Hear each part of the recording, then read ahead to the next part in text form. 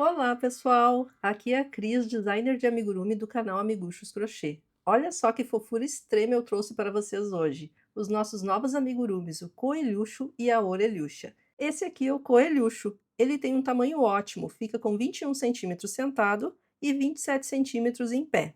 Ele tem uma textura fofa e macia que dá aquela vontade de apertar. É uma peça bem rápida de tecer, o que a torna perfeita para otimizar suas vendas e ser aquele presente que encanta qualquer um. E é perfeito tanto para brincar como para decorar o quartinho do bebê. E essa lindeza é a orelhucha. Ela pode ser utilizada assim mesmo, sem roupinha, que já é uma fofura, podendo também ser um coelhinho de orelhas caídas, e ela ficou com 26 centímetros em pé e 18 centímetros sentada, um pouco maior que o coelhucho, mas que também é um ótimo tamanho. Em ambos os coelhos eu utilizei o fio chenille, que dá essa textura veludada incrível para a peça e que está super em alta, por resultar em amigurumis maiores e mais fofinhos. E olha só como este vestidinho dá aquele toque todo especial para a peça.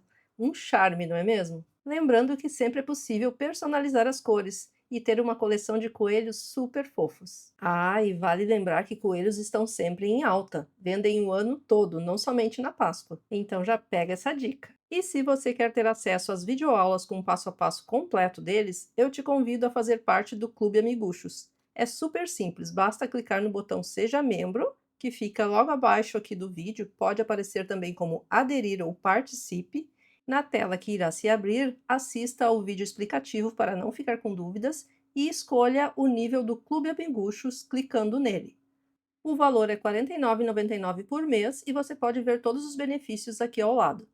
E para se tornar membro, então, é só clicar no botão em azul Seja Membro e assim que o seu pagamento for confirmado, você desbloqueia o acesso imediato à biblioteca de aulas exclusivas. São diversas aulas com passo a passo completo em vídeo que já estão te esperando.